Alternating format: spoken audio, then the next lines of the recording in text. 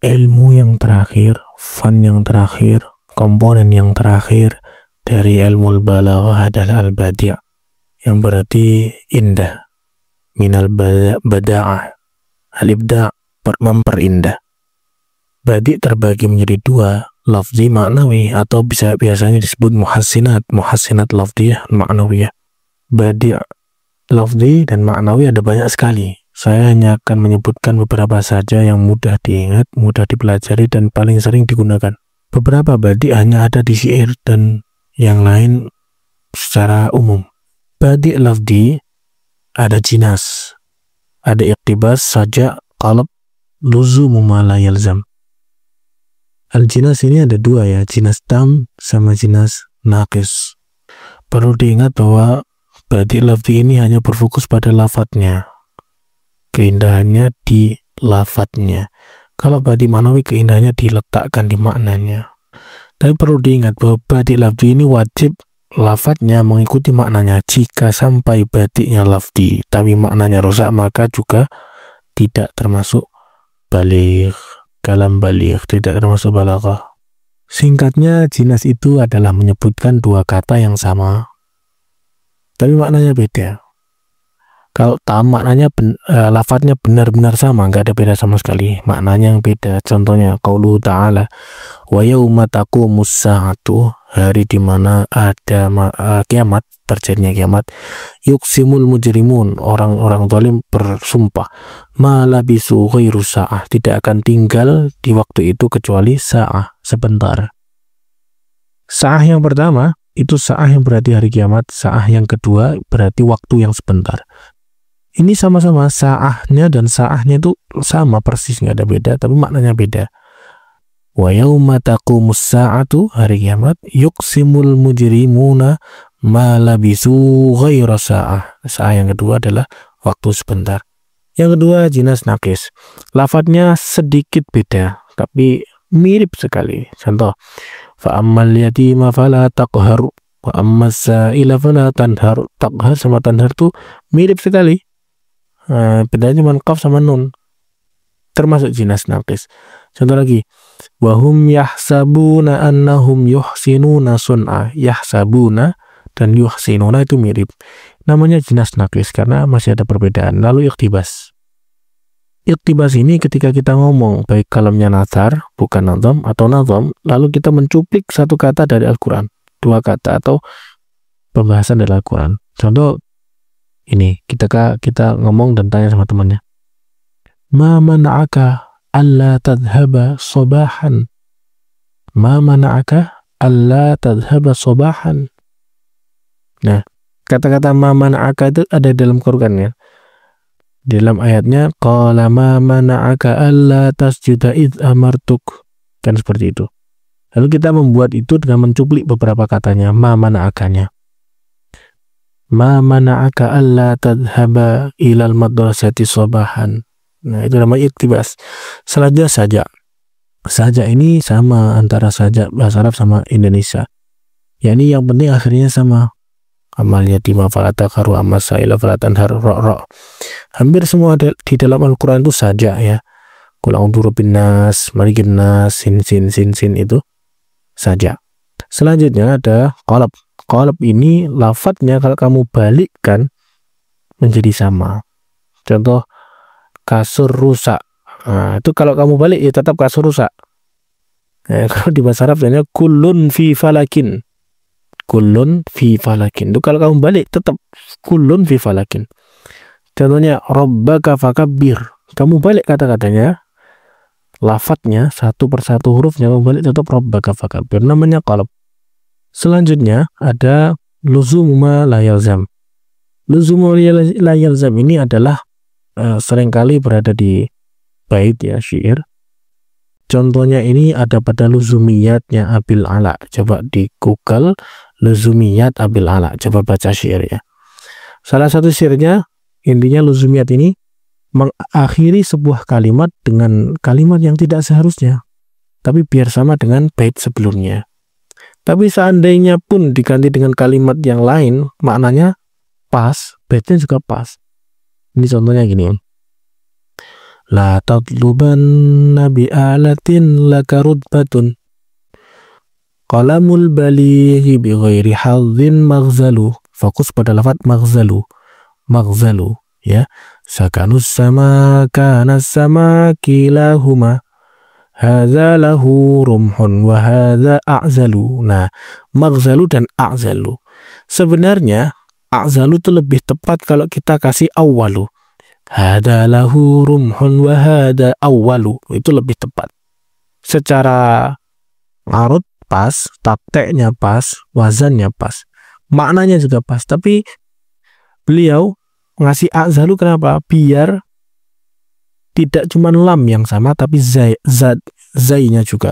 Maghzalu, a'zalu, kan zai sama lamnya sama. Tapi kalau awalu cuma lamnya. Nah, ini namanya luzumiyat. Luzuma la yalzam, menetapkan sesuatu yang nggak harus sebenarnya. Yang penting kan bersaja, kan gitu maksudnya. Lanjut. Pada badik maknawi, kita menemukan banyak sekali badik dan bagaimana cara kita untuk membuat keindahan itu.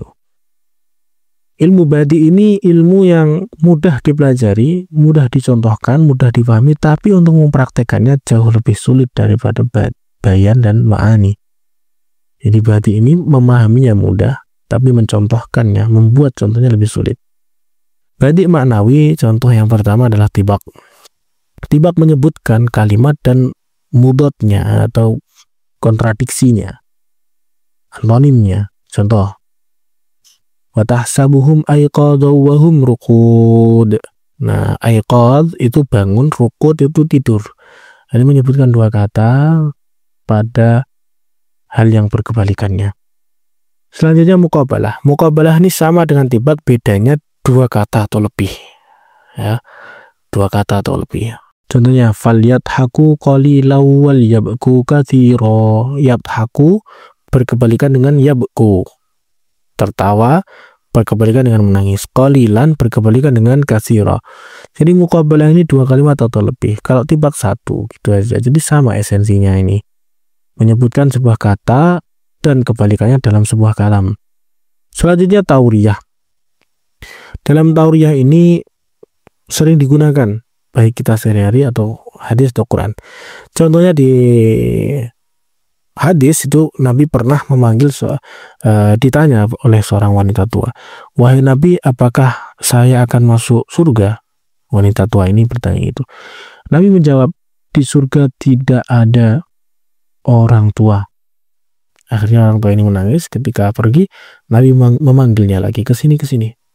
Setelah dipanggil, orang tua itu dikasih tahu tidak ada orang tua di surga, maksudnya karena semua nanti akan dijadikan muda. Nah, ini namanya tauriyah. Tauriyah itu ada makna qarib, ada makna ba'id, tapi yang dimaksud adalah makna ba'idnya. Contoh tauriyah lagi. Ketika Nabi Ibrahim ditanya, siapa yang menghancurkan berhala ini? Nabi Ibrahim berkata, bal fa'alahu kabiruhum hada. Bal fa'alahu kabiruhum hada. Inilah berhala terbesar yang melakukan ini. Itu makna qaribnya, makna yang bisa dipahami secara cepat. Padahal yang dikehendaki Nabi Ibrahim adalah makna baitnya, makna jauh. Yakni gimana? Bal fa'alahu, itu koma. Tapi yang melakukan adalah seseorang. Fa'alahu, yang melakukan itu adalah seseorang. Fa'ilnya domir mustatir. Kabiruhum hada, yang besar itu ini. Berhala yang besar itu ini. Jadi ada dua pembahasan. Bal fa'alahu, yang melakukannya adalah seseorang. Kabiruhum hada, berhala yang besar adalah ini. Nah, ini namanya tauriyah. Nah, kita lanjutkan al-musyakalah. Tauriyah ini sering dipakai. Al-musyakalah ini menyebutkan sebuah kata untuk menjadi padanan dengan kata lain. Contoh, wa makaru wa makarallah wallahu khairul makirin. Allah itu nggak mungkin makar. Wa makaru, orang kafir menipu. Wa makarallah, dan Allah menipu. Kan nggak mungkin Allah menipu. Tapi kenapa kok Allah berfirman wa makarallah untuk musyakalah? Menyerupakan bentuk lafadznya dengan lafadz orang kafir. Karena mereka menipu, Allah juga akan menipu mereka. Hanya untuk menyamakan lafadz dari makarnya itu. Tapi kalau makna aslinya gimana? Makna aslinya wa makaru wa makarallah. Mereka menipu, wa makarallah, dan Allah berkuasa atas mereka. Allah mampu membalikkan tipuan mereka. Maksudnya gitu. Itu musyakalah namanya. Yukhadi'unallah wallahu khadi'uhum, itu juga contoh dari musyakalah.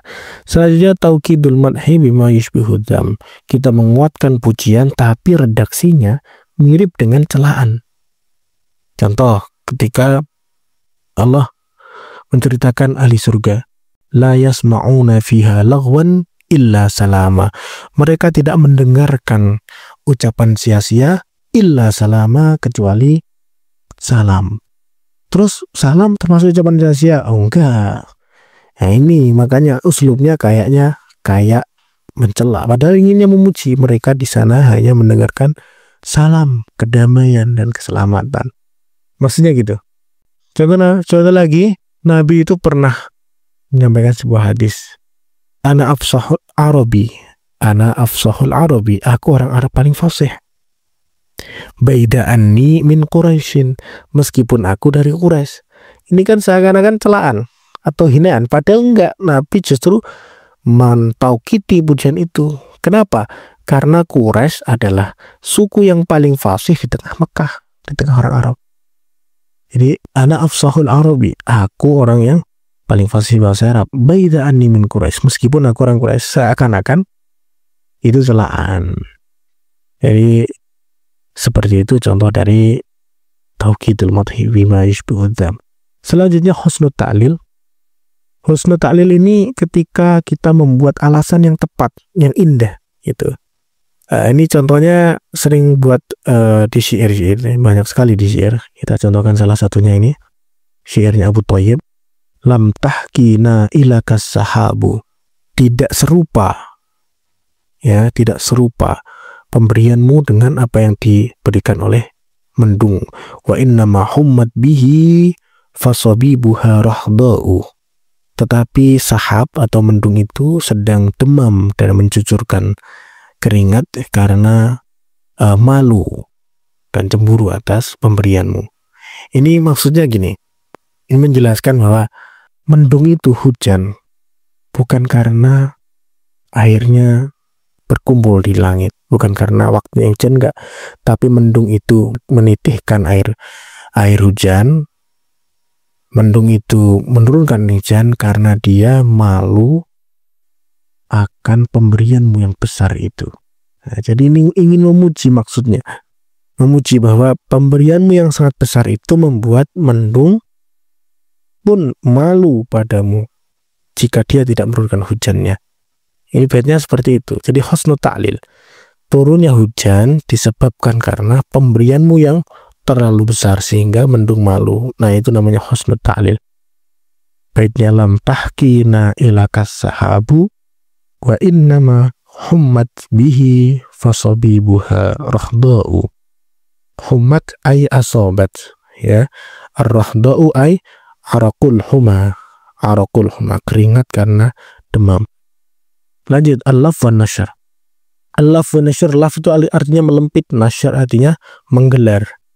Al-laf wa nasyar menyebutkan kata yang sempit lalu menggelarnya. Nah, seakan-akan al-mubham ba'dal idhah. Seakan-akan ya, melempit baru menasyarnya, menggelarnya. Contohnya, wa min rahmatihi ja'ala lakumul laila wan nahar. Ini Allah menjadikan lail wan nahar litaskunu fihi walitabtaghu min fadlih. Litaskunu fihi ini berhubungan dengan nahar. Kebalik, litaskunu fihi berhubungan dengan lail, walitabtaghu min fadlihi berhubungan dengan nahar. Karena orang tidur tenang di malam hari, orang mencari nafkah atau fadlnya Allah di siang hari. Ini laf wa nasyar. Ja'ala lakumul laila wan nahar, itu laf. Nasyarnya gimana? Litaskunu fihi walitabtaghu min fadlih. Contoh lagi laf wa nasyar. Hatta yaqular rasulu walladzina amanu ma'ahu mata nasrullah. Sehingga para rasul berkata, dan orang-orang yang iman bersamanya, mata nasrullah, kapan ini pertolongan Allah. Kalau kita nggak memahaminya dengan laf wa nasyar, kita akan memahami bahwa yang mengatakan mata nasrullah adalah rasul dan orang beriman. Padahal nggak gitu. Padahal ini terjadi laf wa nasyr. Lafnya gimana? Hatta yaqular rasulu walladzina amanu ma'ahu mata nasrullah ala inna nasrullahi qarib. Yaqular rasul, ini qaulur rasul, walladzina amanu berarti qaulal ladzina amanu, ada dua qaul. Mata nasrullah itu qaulnya alladzina amanu. Mereka bertanya, mata nasrullah kepada Rasul. Rasulnya menjawab, ala inna nasrullahi qarib. Ingat, pertolongan Allah itu sudah dekat. Jadi Rasulnya tidak ikut bertanya mata nasrullah. Yang bertanya cuma alladzina amanu. Ini namanya al-laf wan nasyr. Al-laf wan nasyr. Begitulah keindahan balaghah. Jika kita bisa memahaminya, balaghah ini adalah kunci untuk membuka pintu kemujizatan Al-Quran. Seperti yang dikatakan Imam Al-Jahidh, seorang punggawa balaghah, di dalam kitab Al-Bayan wa Tabyin, beliau mengatakan balaghah ini adalah satu-satunya ilmu yang jika seseorang itu mahir menggunakannya, dia akan mampu mengetahui mukjizat Al-Quran di mana orang lain tidak mampu melihatnya, yakni kemukjizatan dalam balaghahnya. Wallahu ta'ala alam bisawab, wa nas'alallah al-qabul wal-husul wal-ridha wal-inayah. Assalamualaikum warahmatullahi wabarakatuh. Terima kasih telah menonton. Jangan lupa di murojaah dan share ke teman-teman. Barakallahu lakum.